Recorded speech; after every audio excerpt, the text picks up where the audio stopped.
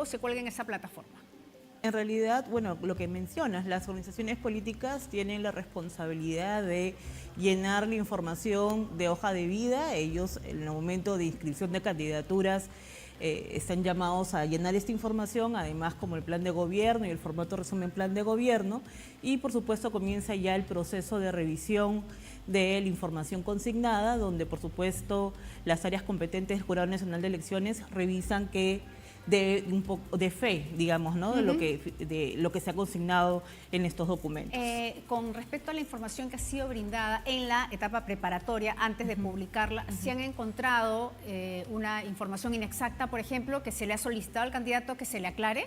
Estamos en ese proceso, en realidad, ¿no? Entonces, ok. Entonces todavía hay un periodo. Sí, de hecho... Está en pleno cruce de información. Estamos en pleno proceso de cruce de información. De hecho, los jurados electorales especiales ya vienen, si se quiere, observando algunas hojas de vida o información consignada y, por supuesto, de acuerdo al tipo de información, es calificada, por ejemplo, inadmisible cuando tienen, digamos, un tiempo para que puedan ser subsanadas. Correcto.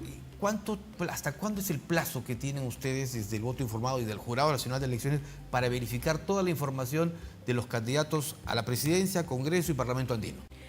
Bueno, de hecho, dentro de los plazos que tiene el cronograma electoral, no solamente está este primer momento o hito en la cual son revisadas las hojas de vida y la información consignada, sino que luego pasaremos pues un proceso de tachas, ¿no? Entonces, de acuerdo a ello y en función también de las instancias que tiene la institución, se terminan de resolver y el hito que tenemos nosotros para ello, para, digamos, determinar de manera real y concreta cuántos son los candidatos que van a participar en el proceso electoral, es el 13 de marzo. Claro, a partir del 13 de marzo, digamos, la información que ya esté publicada en la plataforma, final. Son los candidatos que van definitivamente a la presidencia. De momento son 35 organizaciones políticas, 3 alianzas. Correcto. ¿Verdad?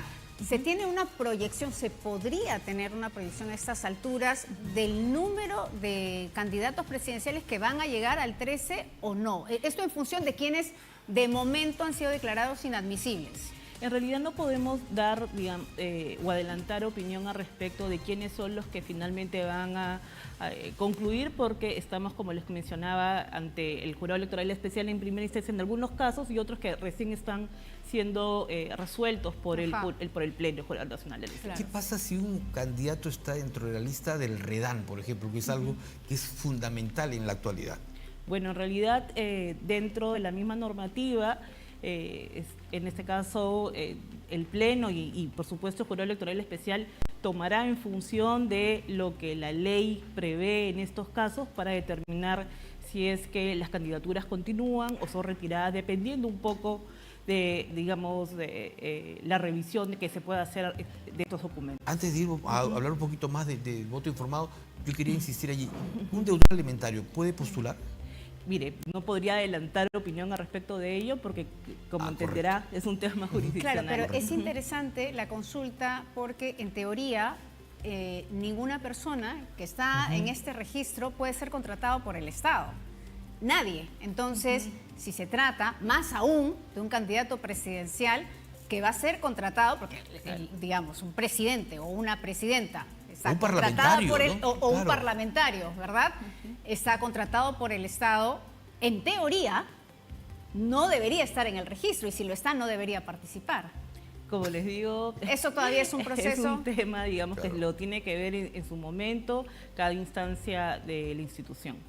¿La página está completamente implementada o todavía está en un proceso en el cual se está aún añadiendo información o se está cambiando algún tipo de dinámica? Tenemos la novedad de que ahora se pueden comparar candidatos, por ejemplo. Eso es correcto. En realidad la información que se consigna en la plataforma Voto Informado está un poco supeditada a justamente cómo se van resolviendo los casos ante el Pleno del Jurado Nacional de Elecciones y en función de ello se va a ir modificando, es decir, actualmente tenemos una cierta cantidad de candidaturas y estas permanecen en el tiempo, por supuesto, siguen en la plataforma, en caso sean retiradas del proceso electoral, van a ir eliminándose y bueno, eso va en función de la información que el área jurisdiccional nos vaya proporcionando. Además de la comparación entre dos candidaturas, ¿qué otras novedades más tienen este año, sobre todo para garantizar la transparencia y la posibilidad de que la gente pueda estar bien informada? Otro de los puntos que quizás a veces se deja de lado un poco y que es algo que nosotros nos hemos preocupado mucho desde el área de educación, tiene que ver con la información, no tanto de quiénes, sino qué es lo que vamos a votar. Estamos en un proceso que tiene, después de muchos años, una Cámara bicameral, donde estamos hablando de senadores, diputados, y nos interesaba que la ciudadanía no solamente conozca, digamos, quiénes son los que van a participar en el proceso, sino qué es lo que supone el proceso, es decir, cuáles son las funciones de los senadores, cuál es la diferencia con los diputados, qué es lo que hace el Parlamento andino, a qué llamamos fórmula electoral, ¿no? Porque muchas veces se entiende que cuando votas por el candidato a la presidencia solamente estás votando por el candidato a la presidencia y se deja de lado estas dos figuras importantes como son los cargos de vicepresidentes. Entonces, nosotros consideramos que el voto informado no responde únicamente al día de los comicios, es decir, no responde al 12 de abril en estricto, sino es un proceso de información. En esa medida nosotros estamos previendo que la plataforma contenga información de utilidad para entender un poco qué cosa es lo que vamos a votar y bueno, y por supuesto en un segundo plano, no menos importante, quiénes son los que están participando del proceso electoral. Correcto. Muy bien.